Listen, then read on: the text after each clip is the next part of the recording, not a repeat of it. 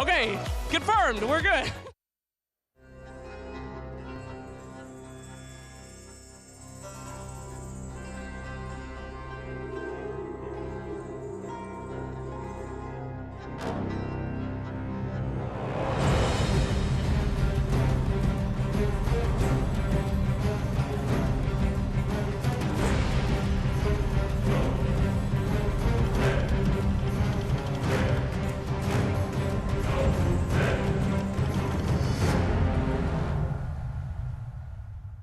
Sir Action Slacks, the selfie king himself, with the crowd, of course. We have a fantastically passionate crowd. We already heard them in game one.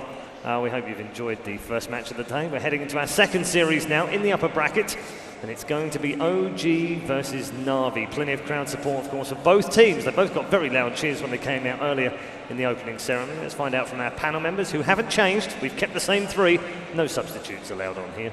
Welcome back to all three of you. We have Young Nahaz, we have Charlie, and we have Purge. Do you want me to just call you Fogged from now on? Is it getting old? I'm just not sure what to take it as. I don't know if it's a compliment. No, it's absolutely a compliment. Totally a compliment. Yeah. I can't tell if he's serious. It's not a compliment, dude. Oh, God. Have you been using your hands much so far? I do. I do that a lot, so. Okay, we're going to get the teams out. I think that's the first thing we need to do, right? We need to get these teams out, get these crowd hyped, because they've been a bit quiet so far. So, ladies and gentlemen, here are the teams.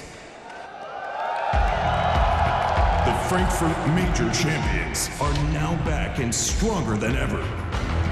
Blessed with one of the most gifted players of the modern era in Miracle, Crit and his teammates create the space for this 9K MMR prodigy to work his magic.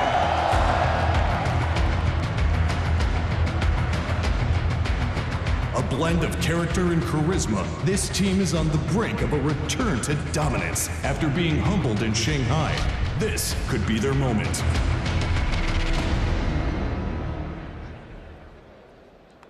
Welcome on stage, OG!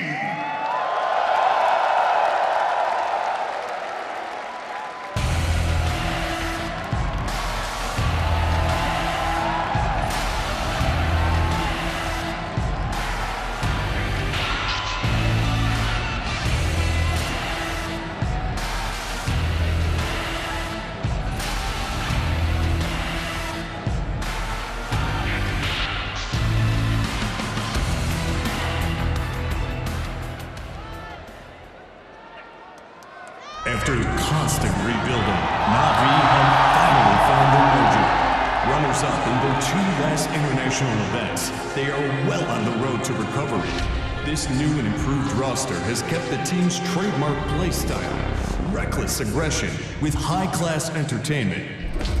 They will come out guns blazing, and with the first-generation boy wonder Dendi back at his best, these Daredevils are here to compete, making their first appearance at a Dota 2 Major.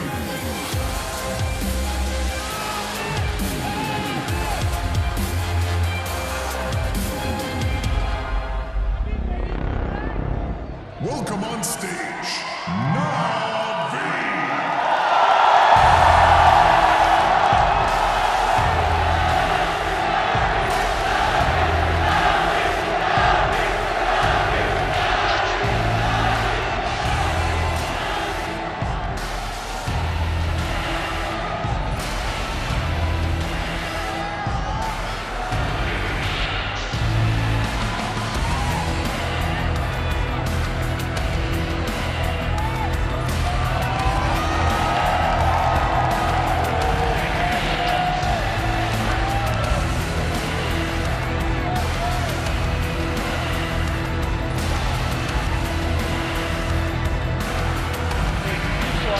Well, don't just grab it, dude. You need to have the technique.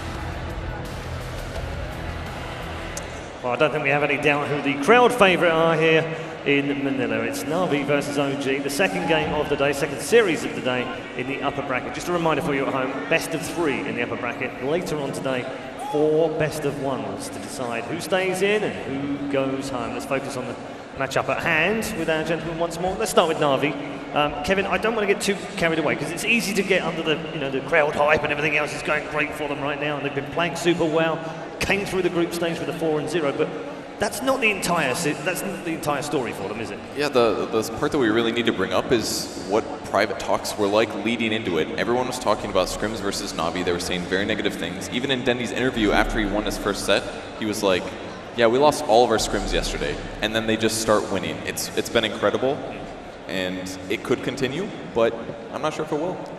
I remember on like the first day, actually, when we got here, because I used to be part of Navi US, so I know the Navi manager. So I went up to him and I was chatting with him a bit, and I was like, how are you guys feeling? And he was just like, outside of the game, great. We have massive cohesion, synergy. Inside the game, some problems. So now to be seeing this change up, it's awesome. Yeah, I mean, obviously Fog can do that to pretty much any team here because he's played for all of them. Charlie, as a manager of EG, what have you been able to find out about the Navi hype train? Is it real? Right now, it's real. Okay. And you know what? It might continue. You look at OG on paper. They're the more accomplished team. They beat them at DreamHack, and you would think that OG should take this. But I think Navi actually has a great playstyle against OG. OG wants to take it late. They want to give Miracle farm, but Navi is great at pressuring. Navi is great at playing that early game. And the style that they found against Secret and against DC, I think they might be able to take this. Okay. I also want to bring up the point of view of sandbagging. Okay. We spoke a little bit about this in the group stage. Some players, some teams, they're holding things back because they're focusing on different things. Maybe Liquid are focusing on TI. Maybe Navi have focused on this, and maybe that's why they lost all their scrims. I mean, I don't think they're intentionally losing scrims. No, obviously maybe they're not, holding their strats back. Out, yeah. Maybe they're not trying as hard because they might think they are, but it's not the real game, Isn't so they don't have the same mind energy. Game, though, Charlie? No, this the ultimate mind game? No. Yeah. This isn't happening. Sorry, it's not a But thing. Charlie, you love these mind games. Yeah, I love them when I'm playing against you guys. Oh, okay. And I love tilting the Haas, right. But in scrims, no, these guys are trying their hardest. When you lose like 5 scrims in a row or something, it's definitely not on purpose. Right. And then it damages your confidence, it damages your psyche. It's not something that you want to do on purpose. No, you want to win these. You want to build confidence, especially a team like Navi that rides on confidence. Yeah. You see that with their win over Secret and DC. They should be coming into this series with a lot of confidence. Okay, let's take a look at OG. Recent successes aside, it's taken them a little while to come back in force. And we saw them at the major in Frankfurt last year go through the lower bracket. Not something we'd seen much of before. EG I think, had done it once before at a large-scale event. It's not something we see every day. They did that, and they had a period of dominance of 2 or 3 weeks around that patch that just seemed to be unbeatable. But since then, gone off the boil, and then recently came back to the fore. Why is that? Yeah, they really outperformed at Epicenter. Everybody thought that they were going to be kind of like how Secret and EG are performing lately, just that they're on the down and it wasn't going to get better. But at Epicenter, they had super good performances. They didn't end up winning the tournament, but they got pretty farther than most people thought. This tournament so far, they've been mostly good. They got 2-0'd by Newbie, which is a little iffy for them. They 2-0'd Empire, and then they played Empire again and 2-1 them. So there isn't that much data for them winning, actually. In some ways, they could have just gotten 2-0'd by Newbie and then been better than Empire, but that's not saying that much. So I have a lot of faith in OG. I think they're definitely going to go far, but I don't have full confidence based on their stats. But in their play, I think they look really good. Okay, time for predictions, because I'm hearing that the players are ready for the draft. So Charlie, we'll start with you. 2 for 3 so far, says Knoxville. I think it's 2 for 4, but we'll go with Knox. Hey, stats don't lie. You know what? I'm actually going to go with Navi on this one. Really? Yeah, I'm going to... Okay. I know OG's the safe pick, but... Okay, don't question momentum. Fogged, don't question it, because you could take over here, depending on which way you go. I mean, I'm going to say OG. All right. Okay. I'm going to continue my streak of 0-3 and go for OG. You've cursed another team. I'm gonna keep cursing the upsets.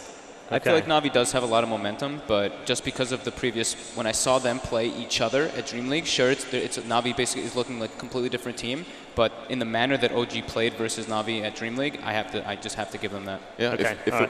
Well, we're going to look at the social media predictions in a little while, but before we do that, there is one other thing I want to bring up, which is the miracle of Miracle. So let's take a look at the mid matchup, because for me, and I know from you guys' point of view, this is the key crucial matchup in this match. Yeah. Explain why. I think that both these teams actually do a kind of a similar type thing in the mid lane, especially if Miracle's in the mid lane. they tend to try to, No Tail sometimes does go in the mid lane, of course, but it does matter because both these teams like to put a lot of pressure on that mid lane. They tend to do these dual lanes and try to emphasize that they secure that great game for their mid laner. And Dendy's stats are just so good. Those are some good numbers. Purge is just impressed by the stats. I think OG's numbers probably look worse than they deserve to be, though, just because of the playstyle that they do. They've done a lot of kind of all-in 5-man pushing stuff, but they do it better than almost every other team. So it might be equal on kills, but they'll eventually outplay you towards the end of the game and just win. So I think their numbers are better than they looked right there. All right, let's just find out from the social media whether they have agreed with Charlie or whether they've agreed with the other two. So Na'Vi 63-37 on Twitch. What a surprise. Okay. No real surprise there. Do we have the Twitter ones as well? Yes, we do. Oh, wow. 70-30 in favour of Na'Vi. So does that mean Charlie's right? Hello? Nope. I don't think so. I think that makes Charlie a memer, doesn't it? Well. Do you remember do you remember the community predictions for Na'Vi as well? They were very, very high. They were, yeah. I mean, it's popular support, right? It's a similar thing with Alliance being much higher than they were in the analyst thing. I'm actually surprised to see it so heavily Na'Vi swing, though, especially with Miracle. I know he brings like a huge backing as well as No Tail. Not to take any credit from these other guys because these guys, they've been around forever. Yeah. Look, nobody has the following that Dendy has. Of course. Flat and simple. Yeah. Yep. When it comes to community votes or whatever, Dendy is going to pull out ahead every single time. Fair enough. Okay. For me, there are three crucial parts to the OG story. One is Miracle, which we've highlighted already. Yep. The second one is that these guys are really strong in the early parts of patches. We've seen that in the previous two. And the third thing is the deep hero pool, which normally gets them out of trouble. So when you combine those three things, they should be playing really well at this tournament. They can. I mean, everything comes down to outplaying in the game. Like, deep hero pool picks, like, yes, Miracle can play like 10 different heroes mid at the same efficiency, but, you know, they still have to win all the skirmishes. And probably at the same time, if we'd let it. I wouldn't be surprised. My one concern, though, just saying, is like, OG sometimes takes like a little bit to just kind of ramp up in the early game, while Na'Vi kind of just runs at you and is this explosive team where they have this, like Dendy has this amazing start and everything, while OG, like I was saying, Miracle kind of takes like his own little time to build up and the other four go do their own thing. So I want to see how well they adapt versus Na'Vi because it's very different than a lot of approaches other teams do. Yeah. Mentally, Charlie, how do Na'Vi get over the hump that is OG? Because the last time they met them 3-0, time before that they lost as well. When does that become a mental block? Whenever they allow it to become a mental block, just don't think about it. You're playing any other team, just play your own game. Treat it from scratch. Yeah, just play your own game because your natural playstyle should match up well against OG's. My worry for OG is if they put Miracle on like a tempo controller, that sometimes they put him on Dragon Knight, sometimes they don't put him on like the Alchemist or the hard carry or the Invoker, and then that's when I would start to worry for OG. Okay, agree, disagree, Phil? I could definitely agree. I really like seeing it when No Tail's playing like the Space Creator. It's kind of similar to what we say with Alliance. Yeah, with Bulldog and Loader. Yeah, exactly. So I have to agree with Charlie. I think if there was a different team that Na'Vi hadn't played so much recently, I think I would be more confident going, maybe saying Na'Vi could win it for sure. So you're so you feel like it could be a barrier. I think OG definitely has the advantage going into it. Clearly, they've got previous history. They're definitely ranked higher. They're performing better. But I think what happens every tournament and almost every major is everybody's expectation, including the top players, their expectations on who the best teams are, it's always off. It's always off. And you need to go into a new match, and maybe this one thing going for Na'Vi here, they say it's a tournament, everything's going wacky already, maybe we are the best team. I'm pretty sure. Yeah, absolutely. And you can hear it every single time. Yeah, absolutely. Are you saying then, Purge, that the mentality of this could affect them, Na'Vi, in terms of the way they play? Or do you feel it's just the way they've matched up that they've found it difficult against OG? I think the mentality is definitely going to be better. They won 2-0. Like, yes, they have the previous games, but they also beat two teams that they maybe were expecting to have trouble with. I think they're going to be really happy, especially considering a lot of people thought that they weren't going to do very well. Yeah. At least people not on Twitter or Twitch. Well, they still have to win this best of 3 to... They certainly do. We are into the draft. As you can see, we've had 3 bans. And is that pretty much what we expected? Yeah, I mean, definitely the Earth Spirit. It's definitely following the meta. Yeah. Definitely the Air Spirit, definitely the Beastmaster. A little surprised by the Lifestealer. I think that's more of a Na'Vi favorite hero than OG, but No Tail can pick it up, and it is one of those fighting cores that can, you know, deal physical damage and also not take up so much space, because Miracle will need that. Well, Miracle also does play the Lifestealer. He played it in this tournament previously, and he went like 10-1 earlier. So, but now we do see, you know, a big change up from that last series. Phoenix first pick. Yeah, which we've highlighted the fact that this thing right now, the Sunray hero has 32% win rate. I whilst here. I feel like OG is going to be able to draft something that's a solution to that. I wasn't going to say Crystal Maiden, but has been picked against it in a few matches. I think it's just more of a flex pick. It's just, you can run in a lot of ways. It's a fly hero. Leaves your draft very open-ended. You can jungle with it. You can also secure lanes with it. Doesn't require a lot of levels. Do you flex pick it this early though? Like, doesn't this just mean no? Probably not. I mean, I think they're doing it this early just because it leaves the rest of their draft open. Void.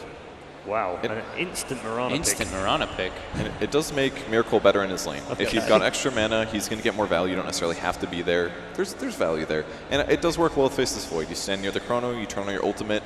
Even if they interrupt it, that's still a stun on you and not a stun on an ally. There's benefits. But I just, the biggest thing about picking Crystal Maiden early is I fear a hero like Slark that's just going to eat her alive and that she can't deal with very well. But that's like, this is like a super 5 on the, this is a super 5 Crystal Maiden fly playing, because usually I feel like OG picks like Fly's playing a Crystal Maiden and Crit's playing like a Doom or something, let's say. So that's true. That would help a Doom roam a lot. Agreed. And like half the hero pool eats Crystal Maiden alive. So that's just my biggest problem with the hero. And she's slow. And she's slow. Anything else? Anything else? Those are just picking OCN. I don't want to say anything She's been buffed a bunch of times now after getting heavily nerfed in a couple patches quite a long time ago. Yeah. So far, both these heroes are heroes that can set up Miracle, the CM and the Void. The Drow band with the Invoker. Yeah, I like the Invoker band a lot. It's a great Miracle hero that combos well with the Void. Yeah, just one of many for him. I feel like they have to ban Puck now. I feel like they have to have 10 bans. He played a really good Puck earlier. It's another hero that has extra mana. He can be really aggressive. It's good against Phoenix, pretty good against Mirana. This is the thing, when you have a superstar player like Miracle, or you have a player that tends to take games like really, really late and is known for carrying his team to victory, I feel like a lot of teams make the mistake of trying to ban out his heroes. And usually that player plays more heroes that you can ban out. I think the correct approach is not to ban out his heroes or to focus a lot of attention on him in the early game. The correct approach is to make sure that during his power spikes, you have a draft that can deal with it. So instead of, like, in the heydays of anti-mage, instead of constantly ganking the anti-mage's lane, you make sure that your late game carry can go toe-to-toe against an anti-mage. Okay, so that's the Miracle hero. Not the most synergy with the Void. You sure it's not offlane Void? It could be offlane Void. It also could be safe lane Juggernaut. It could be a no-tail hero. I mean, he does play a lot of Jug, I feel. It's very consistent, provides team fight. Okay. You can pick it early and not be punished in a lot of ways. I mean, I think at this point it could be either or. Okay. Yeah, depending on the mid matchup. I thought just the way, because we were saying how much we would like No-Tail to be playing those tempo heroes. I think that's not really the most tempo hero in comparison.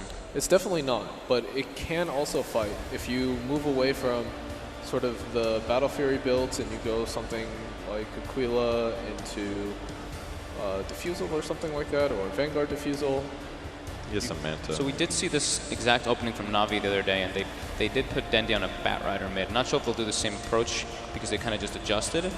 Against a Jug, I feel like it's a bit iffy. He's already carried. That's kind of hard to gank. So if he gets a spin off, then your arrow setup doesn't work. And then, although they did do offlane Mirana, so it's not like you're all in on the arrow like a support would normally be. What I like about both these teams so far is that they have left their options very open. It's hard to tell where exactly they're going to lane, who's going to play what. They've found quite a lot of liking picks Na'Vi recently as well. It's a really good win rate with it as well, 81% of 16 games. Yeah, I mean, it's a really strong hero this patch, as Team Liquid has demonstrated. I'm surprised that other teams aren't favoring it as much. No surprise on the Enchantress pick. Navi is picking either Chen or Enchant in the first round, actually, of the group stage, consistently. Yeah, like we were saying, you know, that early aggression. However, this does kind of leave you to a point where the Phoenix is a pure 5 now. Because Enchantress, unless he's going to be a pure 5, which we don't really see too often, Art Styles usually actually ends up finding his farm everywhere, but Soneko usually does too, but he gets it through just pure team fight. Yeah, I think it's fine that they picked it like that. He usually gets enough gold anyways, and this is another reason that OG opened with Crystal Maiden, because they knew that Navi is very likely to pick Enchantress Chen. They would have banned either of those heroes probably in second phase. I don't know if they do first phase, but definitely second phase if they didn't have CM. Oh man, I'm gonna really enjoy this We were game waiting now. for this. Yes. We've been waiting for this This is stage. one of those heroes. We've been waiting for it throughout the group stage, and we knew it was coming at some point. We were saying we feel like teams are holding back on picking the Elder Titan until the main stage, and now we do see it. So I thought I saw numbers, and he was at a 0% win rate with 3 games, but maybe it's the wrong spread. I know I saw VGR play it once in the group stage, but they haven't won a game so far. Yeah, and I don't really recall seeing it. It's not a full level of insight. It's also incredible synergy with the Void. However, you can't move the Spirit inside of the Chrono anymore. Of course, the Elder Titan ultimate inside of Chronosphere is extremely powerful, and this is actually an approach that I believe the old Secret used to do when Fly was playing for them. They used to use the Crystal Maiden and the Elder Titan together in this unison. Yeah, the CM Aura is so good for those other 3 heroes, actually. So good for Juggernaut. He can spin more in lane, he can use Healing Ward whenever he wants. Elder Titan needs more mana in the early game, sometimes is delayed because he has to afford a Soul Ring. And not to mention that it enhances all the magic damage they have with the Void Crystal Maiden and physical damage from Void Juggernaut. It's just super synergistic. Yeah, I'm wondering if they'll do maybe like a dual lane with like the Elder Titan Void, but I guess we'll see. I think what we'll see is very similar to how Shazam ran the Elder Titan in the qualifiers, is that Crit's going to take that Elder Titan and sit mid. And he's going to throw that Spirit on Dendi over and over again, and then he's going to run up to him and punch him with that staple gun. How do you feel about this Axe pick? It is. They need team fight. They are picking Axe into 3 melee heroes of OG, which is good. Only the second time Navi have had an Axe in a pro game in the last 3 months. Yeah. Bit of a change. Maybe they're going for like having the Axe kind of 1v1 versus the Void in a manner, and then having General playing that Mirana with an Art Style playing around his offlane. Yeah, we did see that. We did see them do that approach in the group stages. Yeah, it's very likely going to be offlane Mirana, definitely. But they needed something to set up for their fights. They needed an intro stun. They can't rely on Mirana to do it. Otherwise it makes Mirana kind of bad for a long period of the game. And it'll be able to grab Jug if he spins. They can lock down Void for 3 seconds and get follow-up and kill him. An Axe Phoenix Egg is a tremendous combo. Yeah. Really, really good. Yeah. So even if Jug spins and hits Egg, Axe can still stop him from hitting. And I feel like this is kind of a Navi approach. Of course, they haven't picked exactly the Axe, but I feel like the Chirad tends to play those like mid-game eccentric heroes like Furion, Axe. Like, I haven't even seen him play like short lane Beastmaster and stuff. Even like Void, just some things that are a little bit out of the ordinary. And I really like that ban, because like Charlie was saying, 3 melee heroes, you don't really want to be playing versus a Medusa especially. So I like that approach by OG.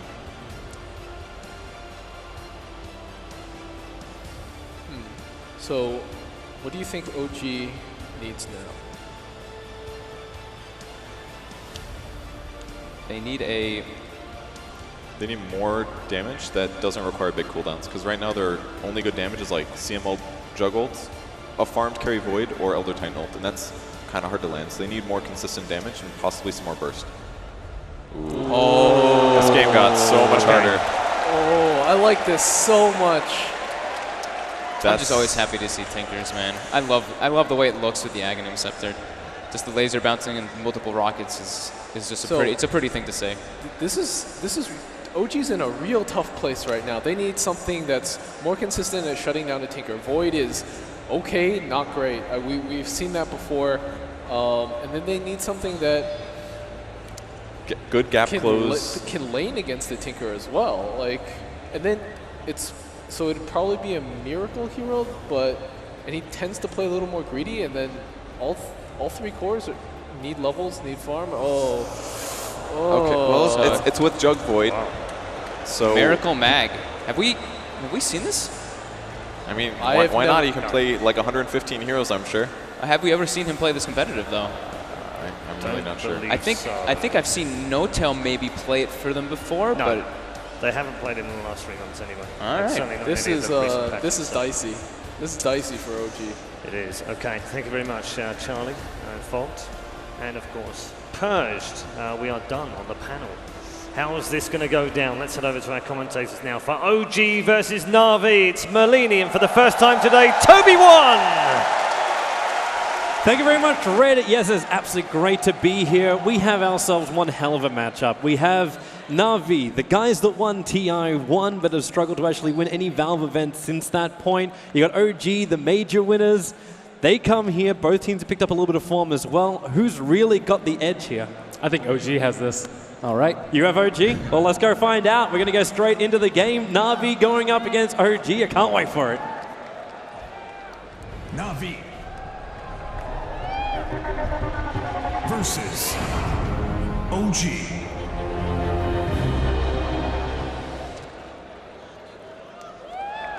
And it is time to get underway. Na'Vi versus OG, game number 1 of this best of 3. The winners bracket is where both these teams ended up after Na'Vi actually topped out of their group. I don't think many people would have predicted that they would be here coming into this tournament after, especially like OG, who 3-0'd them at Dream League. Yeah, that's why I have to favor OG in this matchup. We already see a misclick. It seems Miracle with a clarity popped as he was trying to get pulled some tangos.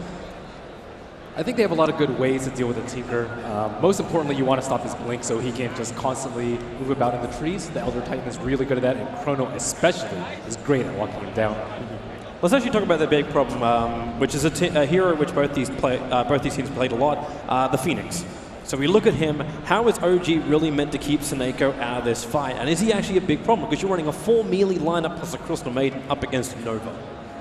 Name of the game, as usual, is positioning. If they can catch him in one of the big AoE ultimates, he is certainly going to die, but Seneko, one of the best support players, period. Yeah. Doubt he'll be caught so easily. I like to see how it's all going to unfold. And of course, Na'Vi, this draft actually started to look pretty interesting and very familiar to us until that Tinker pick came. And we're like, okay, we'll be general off lane, like we expect some kind of like strong safe laner. And then Axe comes in, the Tinker comes in, and Na'Vi just changed it up a little bit. But, well, we're going to find out how it's all going to unfold as the lanes come in. So it will be Miracle taking up the Magnus, who was the last pick for OG, up against Dendy in the mid. And you said that Na'Vi's draft is kind of familiar. I think OG's as well. They almost always have some sorts of sustain. They have the CM plus the Juggernaut Healing Ward. Usually they have the Phoenix, but with this sustain, they can always push high ground early. And they are known for pushing very early, 25, 20 minutes, sometimes ending the game. So with that tempo control, they can look for the opening. Damn, Miracle and Dendy, they're just trading blows here in the mid, keeping Miracle as low as they possibly can. Want to watch that bottle timing as well for him, not to mention the BT's timing, because that's when both these heroes, if you think about like for the critical times, Denny, you're looking for his BTs, you're looking for his progression into big mana items, and Miracle, is the Blink Dagger going to be that impactful? Of course. I know it's a Blink Dagger Magnus, it should be impactful anyway. But like, what's the primary target you're searching for? Like, who can you go on when you first want to rotate off as the Magnus? It's always Tinker. When you take down a Tinker, you prevent the march, so you can actually take objectives. He's pretty much the biggest one that can stop the pushes. You always have to worry about the Phoenix at some point, but with the mobility of the Tinker, he can split push all 3 lanes. Art Style, he's bringing the army north. They're looking for crit. They cannot find him, however. At least even if they do find him, General not wanting to throw out the arrow. Too busy just trying to defend his own camp. Also not a bad D ward there from Na'Vi, able to take out that high ground ward, which was watching over General's small camp. So we can now farm in a little bit more safety. And arrow mid, Miracle with the skewer on bottom. Yeah, he's just keeping Seneko away from that rune. Miracle actually just narrowly dodged an arrow around like 120, and most of that is because they're flying blind in the top lane. Well, maybe now Fly. The army is right behind him. General is there. Artstyle will slow him down. The arrow is going to connect as Fly needs a little bit more space. Able to get it. No-Tell creates a buffer with the spin. Even though Fly is low, he still wants to stick around and help out. No-Tell also copping a lot of damage for this. And the only thing which really lost here for Na'Vi was Artstyle's army. Self-CM not really able to jungle.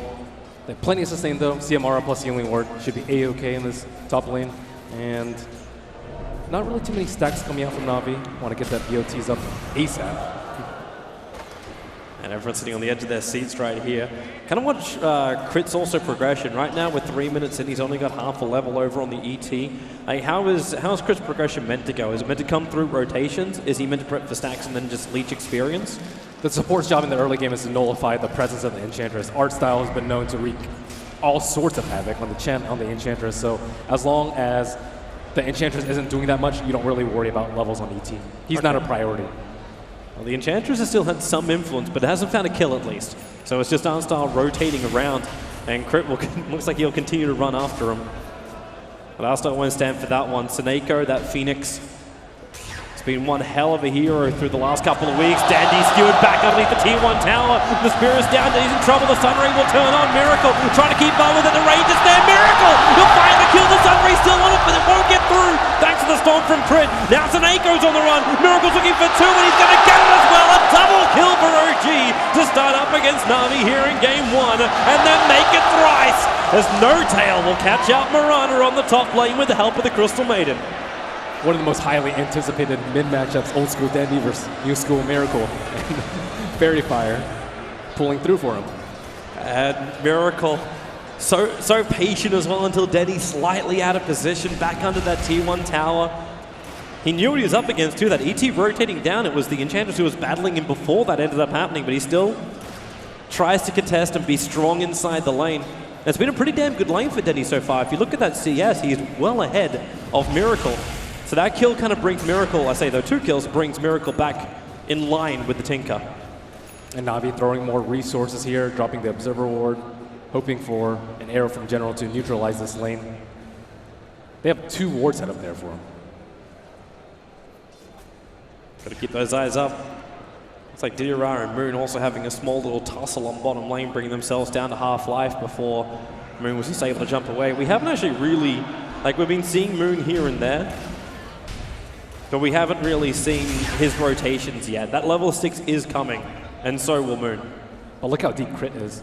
He smoked into the opposing jungle, trying to get eyes on this Enchantress. Maybe pop a smoke if he's lucky. Well, at least he still gets a deep observer ward, even if he doesn't find that kill. Also talking about the other observer wards, is Seneko put one down that cliffside. Looking to keep eyes on the bottom lane and potentially catch out Moon. A difficult target to do so, but it's the mid lane where Dandy stomped on for the moment. Miracle going to skewer him back right now. He puts down the Martian machines, but Dandy is already dead. There was nowhere to go apart from down. Na'Vi typically has just so much support in the mid lane, but with that smoke, knowing that no supports are there, that's just a pretty easy kill. And they also scout out the stacks. They're just setting up to gank those stacks at any moment's notice. Juggernaut, one of the best heroes to invade the opposing jungle. With no creeps of support, Omni Slash surely going to get a kill or 2. So how do you ensure Dandy's farm? Do you swap him out with Didira? I think they just need to park the Phoenix there is more likely. The Sunray was really close to actually getting the first blood on Miracle and saving Dandy. Oh, Miracle. Well, Ricky might have left the game, but Miracle, he starts up the RP, but Dandy was just out of range of it, and he couldn't find the perfect angle. If he moved any closer, he would have come in range of that tower. And Seneko, in return, is actually throwing down a sentry ward. Well, unfortunately for him, he won't find either of the observer wards. OG just have such great depth of vision at the moment. They see both Seneko and Artstar moving to the side, and another sentry ward from Seneko is going to go begging, as he cannot find those obs of OG. Yeah, the last move that they made in the mid was just very aggressive, and it was with really great execution, so he knew that they were very, very confident moving up that high ground, which is not something that you see during nighttime without vision. But with those vision that Crit has placed deep in the jungle, they can do whatever they want. I'm loving this posturing from No-Tail, and then he turns into a rotation. He was first staring down the barrel with General because he's got Omni Slash up. He wants an isolated hero, and Dandy is probably going to be exactly that. Backing up, the creep wave is there, however. So there's no easy option for No-Tail. But he also knows that Dandy is alone thanks to those 2 observer wards. These 2 supports have sat behind Moon for the last 30 dead. seconds. Dandy is actually dead. Omni Slash to go. Followed up with a spin. There's no way for him to really survive that. Miracle going to skewer forward. Seneko, no, he'll be able to just, okay, with the Sunray and the damage from the tower, Miracle's going to drop very low. This bottom lane with just goes ham.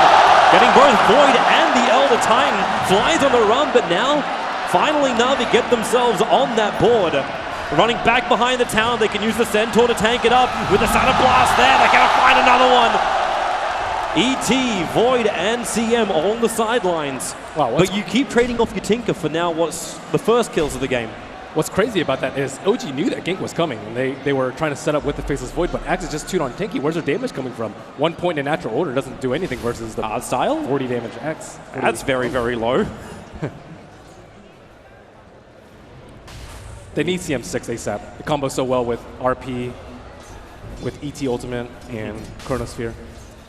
Without the Juggernaut having his Omni Slash, there's just not that much damage flying around the map.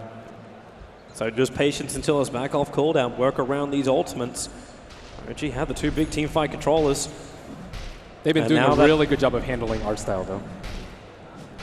Yeah, normally art style is the man who dictates the pace of the game for Na'Vi. That was one of the big reasons why they looked towards the Chen, they looked towards the Enchantress.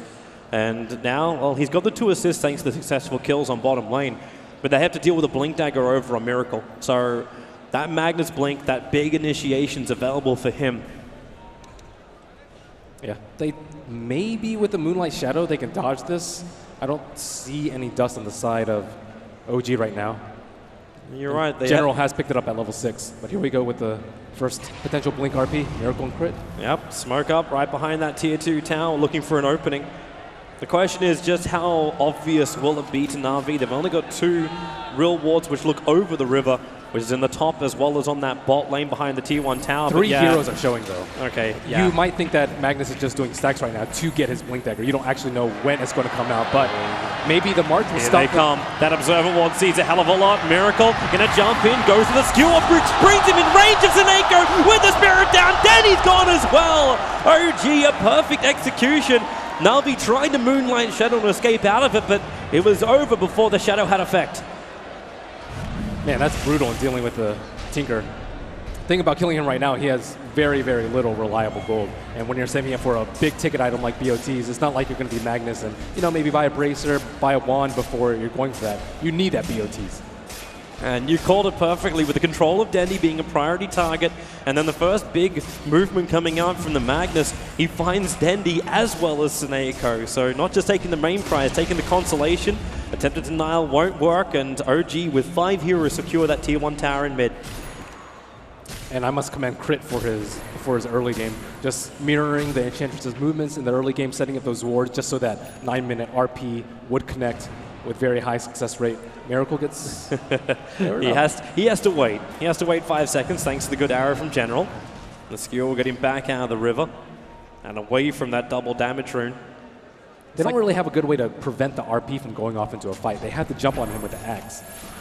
This feels like bait again. Like this time they put Dendy hanging out and you move Didiarara and Suneiko onto the cover of smoke just behind that tier 1 tower. They're hoping for a target. The ET is probably going to be the only one they can go on. But they have to understand too, the OG support can arrive quickly and you have to keep in mind that Chronosphere from Moon. This can shut down Na'Vi's aggression very, very quickly. Whoop. So we'll have ourselves a moment.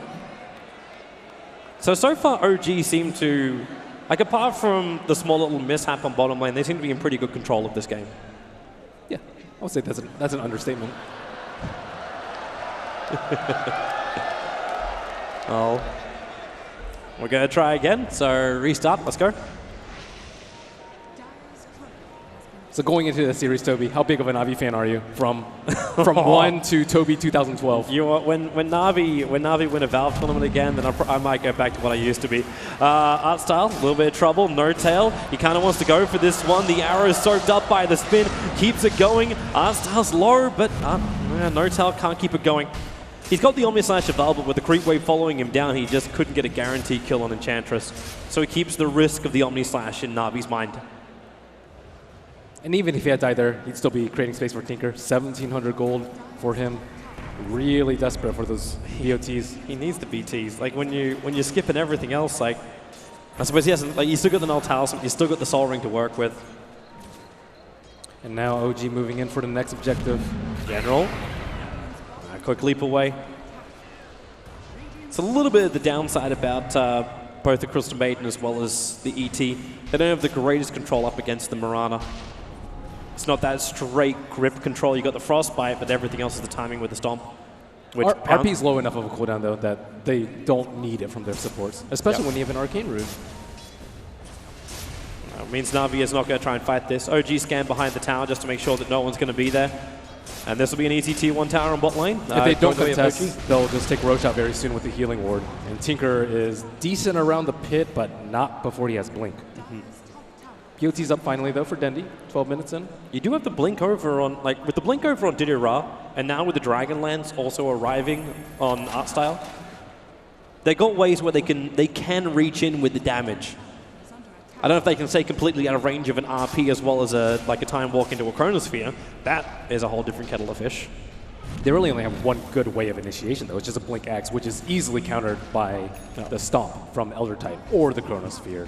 Even throwing down a Healing Ward is decent, but the big man is the Magnus with the RP, and I still don't see a great solution for them in the team fights for that. I think they can hope for a bed of marches, maybe 1 or 2, and then that will disable the Blink Daggers. But then Denny also needs that time created. Like, you need Supernova to hit. You need to have like long arrows. You need like multiple hero calls. This is a lot of things which make this Na'Vi lineup difficult to execute.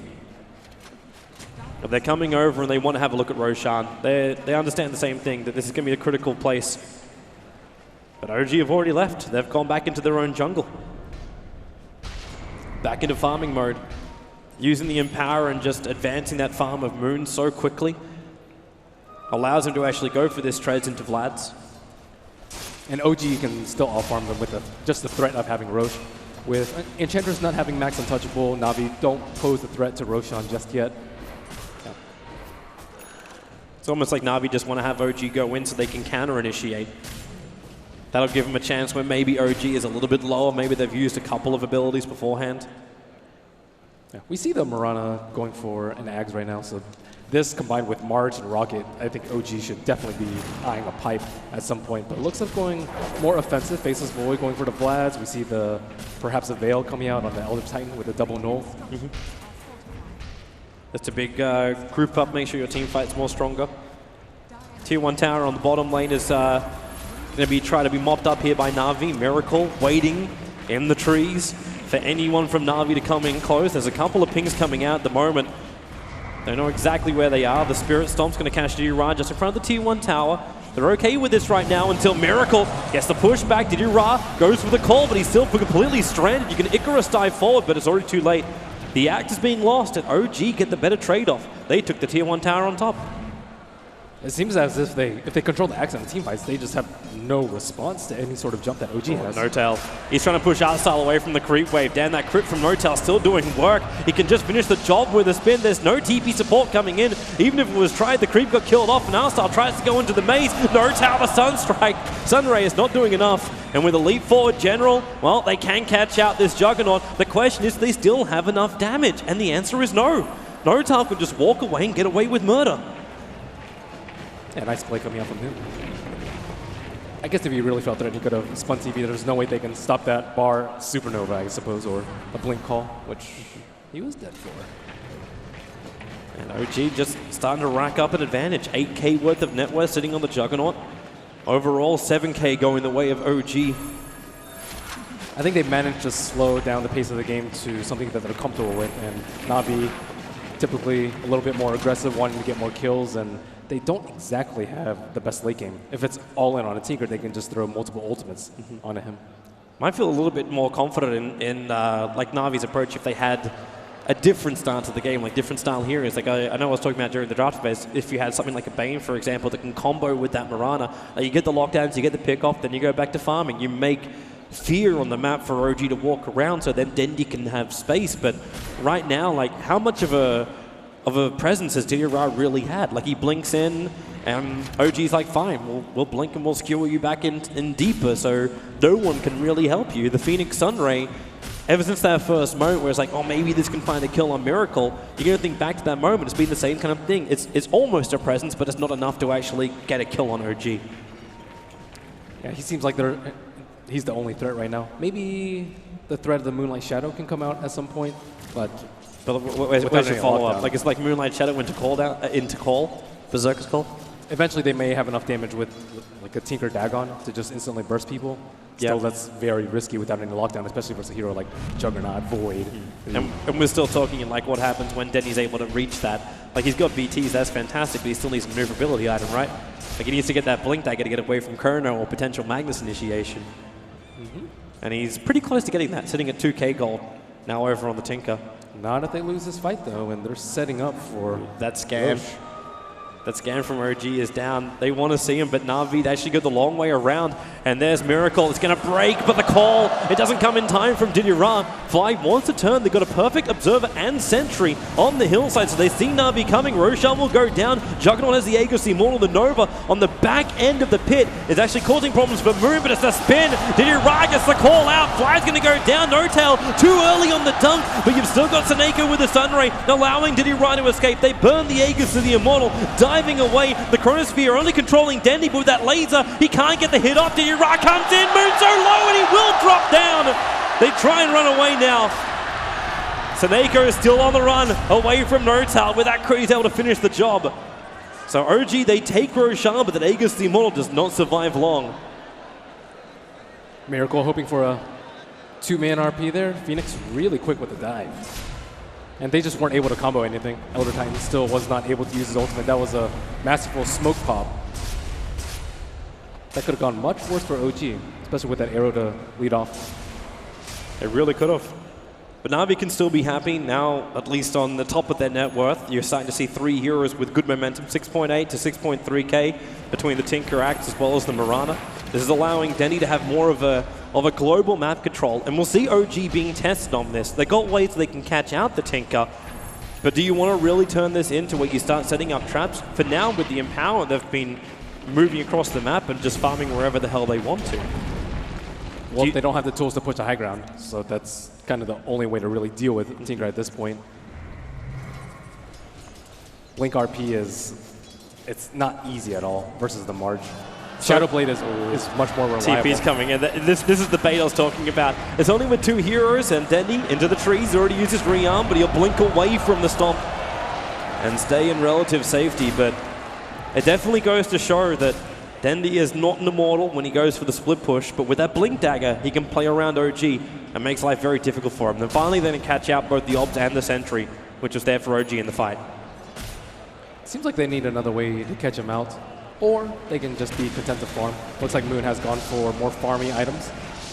Notel?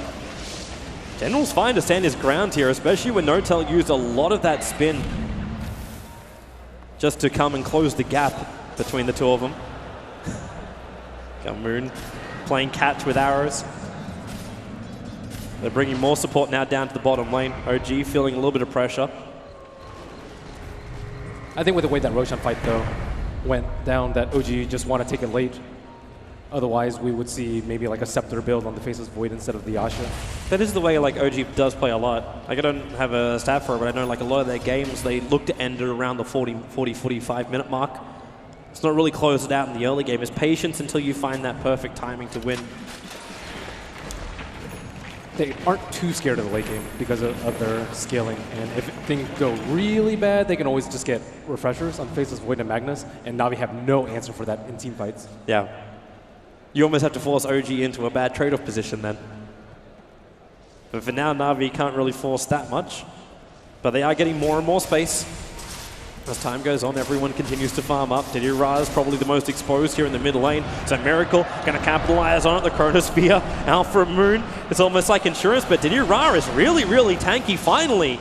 The others are free, and it's Fly who takes the kill. Yeah, and a few more heroes gearing up for the late game. See Tinker going for another mana item as opposed to fighting item like a Dagon. What is the build for Dendy here when you look at it? A lot of people just like mana items so you can farm more. Ooh, Snako, be ready to dive, or maybe he's going to help out General, jumping forward with the surprise General. I think he knows he's dead. He leaves down, or maybe not, with the stick charges. Moon doesn't have Chronosphere because they committed towards the mid lane, but the Shockwave is there for Miracle to ensure the kill. But this is still a heavy rotation. There's 5 heroes going towards the top lane. Yes, they do catch out the Mirana, but instantly then Dendy starts adding pressure down on the bottom lane, keeping OG looking behind themselves all the time. Talk about OG having to farm those items that allow them to go high ground. Like, do you almost get like BTs and blink daggers? Like, you went the Vlad's early over on Moon with a Yasha at the moment. Does he need that blink dagger so they can catch out the Tinker? I think they just need to farm more for later. I think if you go blink dagger, it's going to hurt your farming speed too much. And it's not like Na'Vi are really looking for engagements right now. They're just looking to, you know, sacrifice heroes here and there, take small risks, so you don't lose Dendi. So you focus how like making your calls almost immortal, so you can go high ground and you be insanely tanky. Get a lot of items. Healing Ward will continue to keep on scaling, and they still aren't going to have the greatest of lockdown. And if Dendi wants to go for a sheep, he's their main source of disable, and then they can just easily lock him down with Faceless Void if they go on Magnus, or Magnus if they go on Faceless Void. There's a Na'Vi smoke group again, 4 heroes together. Looking to wrap around. OG feeling that something is wrong. They actually just burnt their scan on the bottom part of the river. But Na'Vi has managed to enter into the OG jungle to look in behind. And what are they going to find? Snako, well, there's your blink call. They one fly. Moon actually jumping through the arrogance. A 3-man chrono, including Snako. Can he actually get the egg off? No, we can't. No, when Miracle comes through, we're going to follow up hit. There goes Giroldi as well. Na'Vi is going to get wiped. They thought they were the aggressors, but they're going to be sent back packing. Dendi maybe going to survive this one. Blink that gets off cooldown, up on the hill and going home as quickly as he can. Oh boy, Na'Vi were not ready for that one. The Moon Chronosphere, absolutely perfect. They really wanted that arrow to control him, and it just didn't reach in time.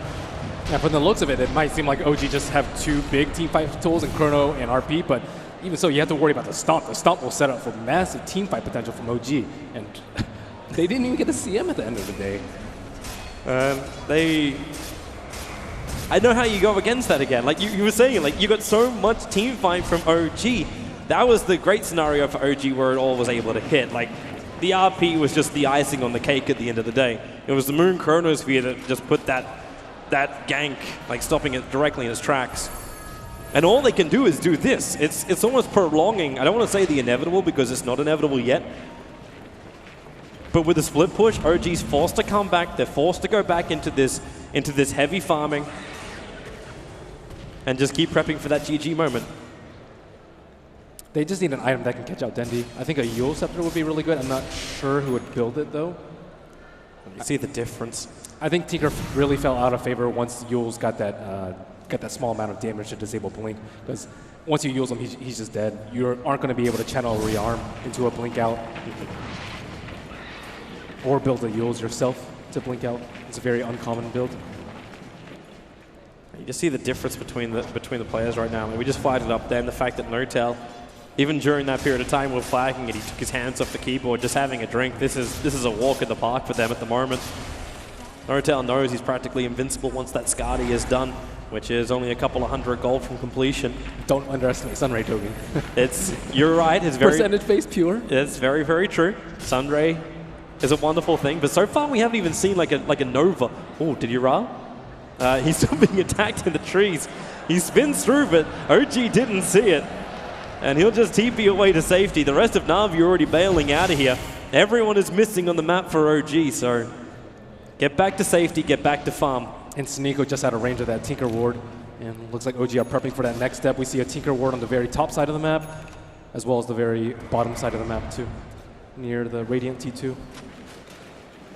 So they're taking pretty good measures. Elder Titan can constantly scout out with his spirit around the edge of the map, so yeah. If you're Dendi, you don't feel safe. Yeah, OG won't be caught. Like they won't be saying, "Hey, we don't know where Dendi's moving." Obviously, he's normally quite obvious when you throw a March of the Machines down inside lanes time and time again. Yeah, he's not dying too much, but still, it's just the fear.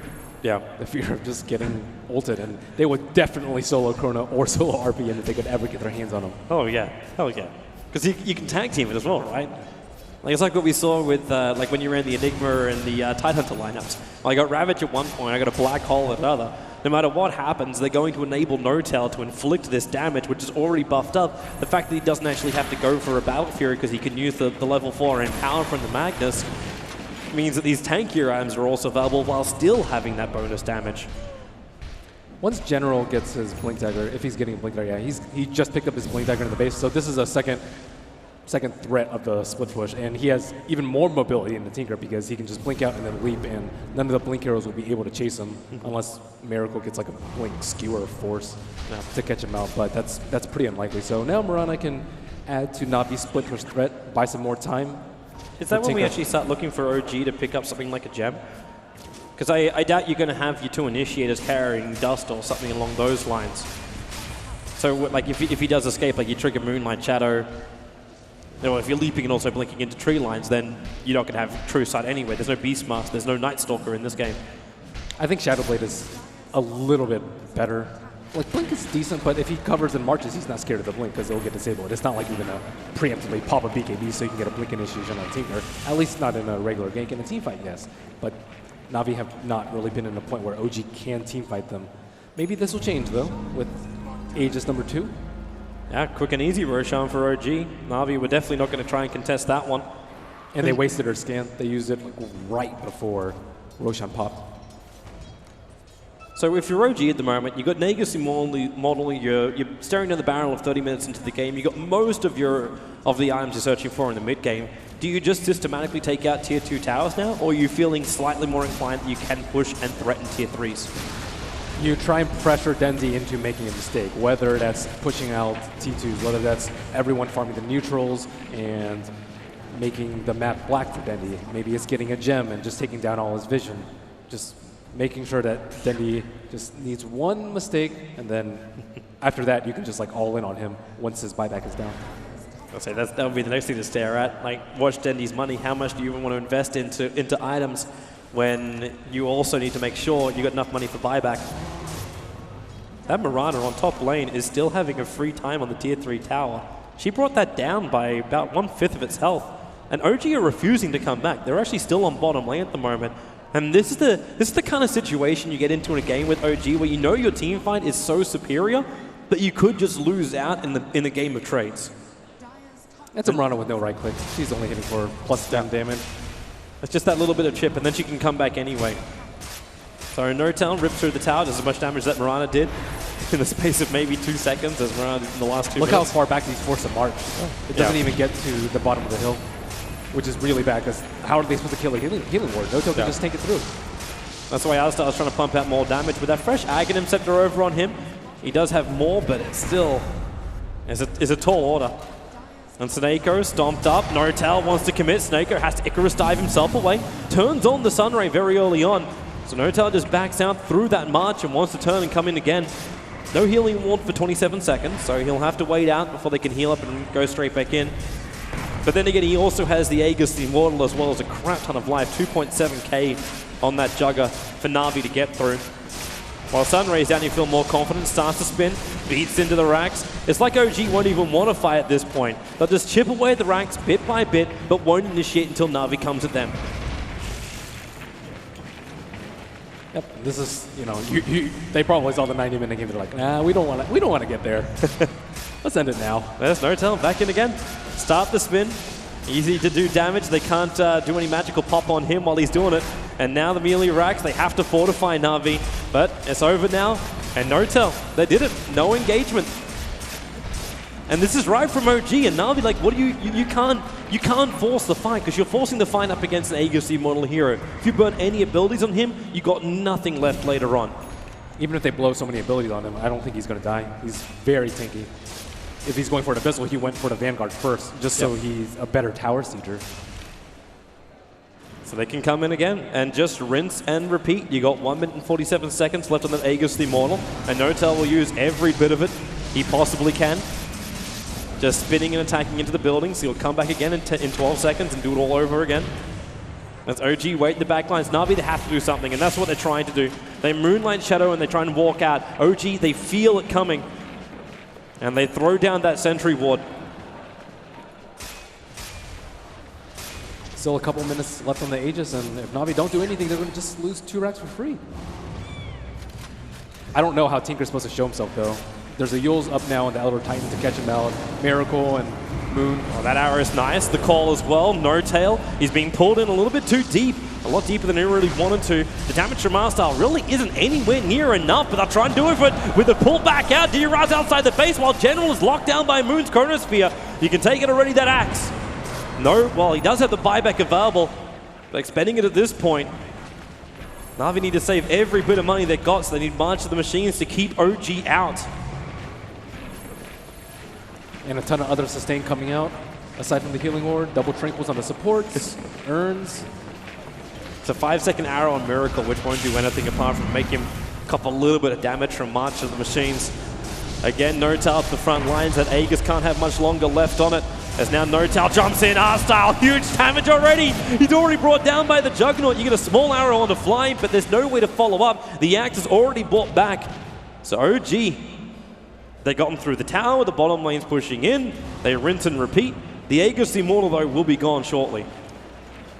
And the Dragonlance Enchantress is the best way that they have to kill the healing ward. And it still has a good amount of duration left. There goes No-Tail's Aegis. So finally, Na'Vi have a way where they can maybe initiate on No-Tail and bring him down. And then the call, 2 men caught out, Moon there as well. Crit's locked in, but the RP from Miracle keeping him out. Denny and General locked together. Denny's down, he'll have to buy back very, very quickly as Miracle skewer away under the cover of the ET splitter. Diddy Ra shockwaved as well as Nova down by the Crystal Maiden.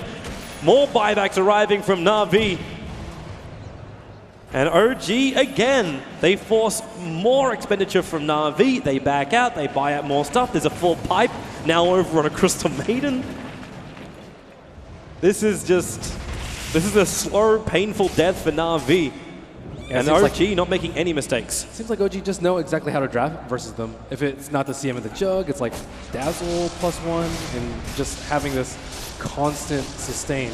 So they never have to back off and heal. They've been sitting outside Na'Vi's base for like the last 5 Smack 10 bang minutes. in the middle of OG, the Omni Slash, Denny's caught out, he's already down. That is actually a full dead. There is no buyback available for the Tinker and the Yule Scepter. Catching the Phoenix, mid-Icarus, dives and Ako's gone as well. And OG, they are putting the nails in the Na'Vi coffin, and there it is, GG. OG will take game 1 of this best of 3. They just seem to have Na'Vi's pace straight out. Yeah, I think Fly just played against him one too many times. This actually gives me flashbacks to that same Dream League final, the 3-0, where OG just seemed to have all the control. And they came out of that final and they were just like, yep, okay, another day at the office is just what we do.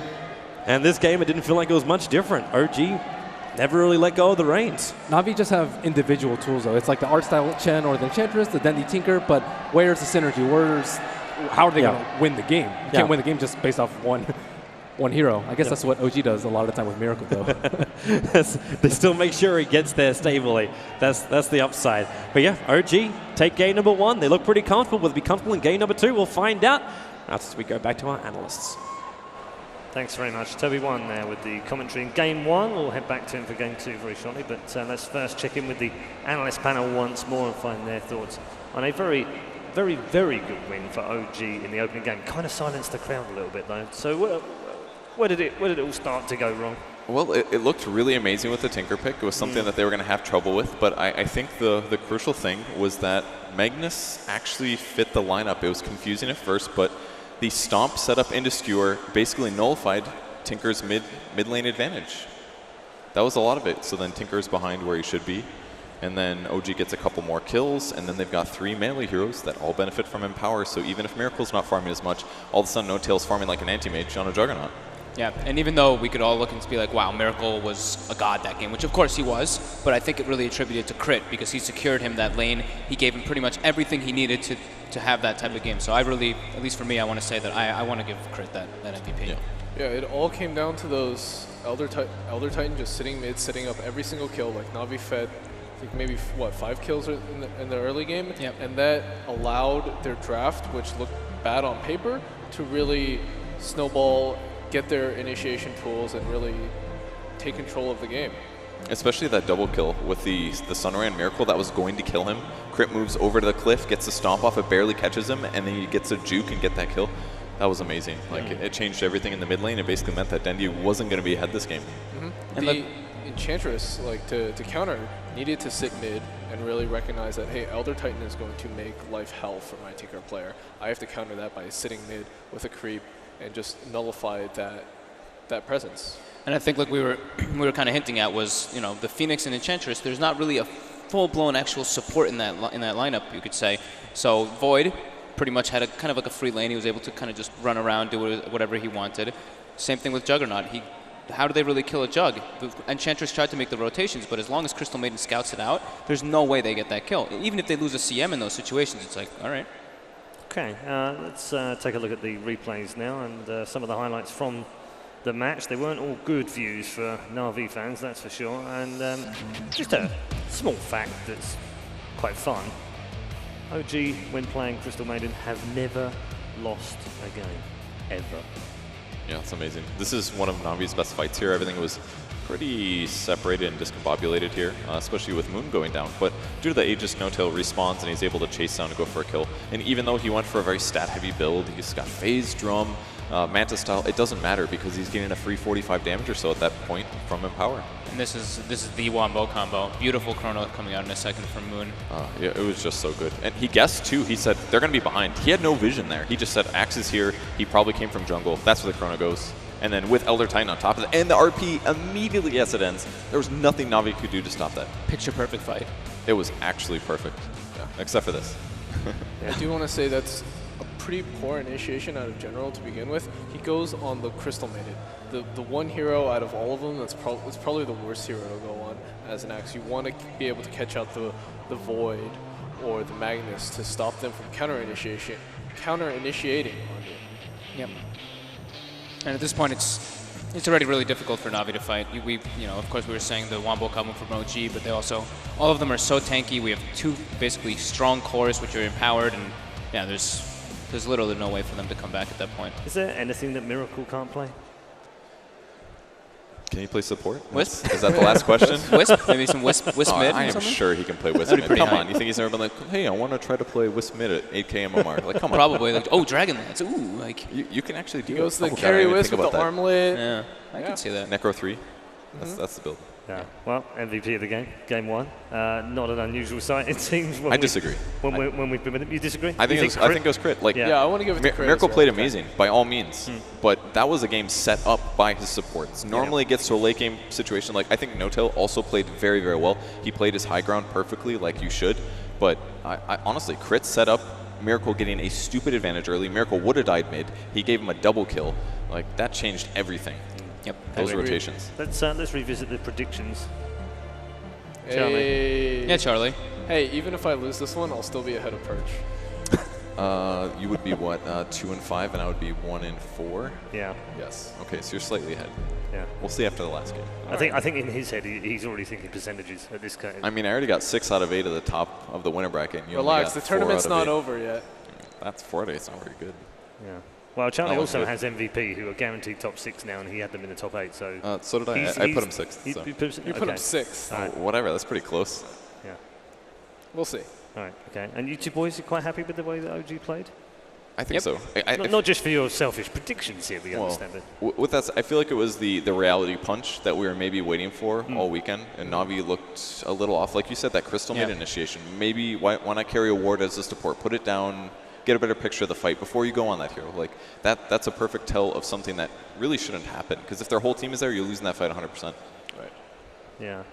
One of the other things, of course, is that we finally saw the Phoenix pick. I say finally. Just felt like that we weren't going to see very much of the Phoenix once we'd seen the group stages, but Na'Vi have stuck with that, and it didn't really feel as powerful as it did back at Epicenter. No, not at all. It was basically completely counteracted by the Elder Titan in the mid lane, and you'd be looking and you're like, Phoenix getting countered by Elder Titan? You don't really expect it, but crit was just basically in the exact position they needed to be at all times. Well, to be fair, it was a very weird game for Phoenix. It was a Phoenix with an Enchantress. The Phoenix didn't get the farm priority or the level priority that it normally gets, and the team that it was playing on was already on the back foot by the time the mid game hit. Yeah. I feel like all Phoenix provided in that game is a heal to allies, which isn't really that useful. Why don't you grab a more defensive hero? And he provides a really good team fight, but like you guys said, he was behind, so at that point his team fight wasn't even very good.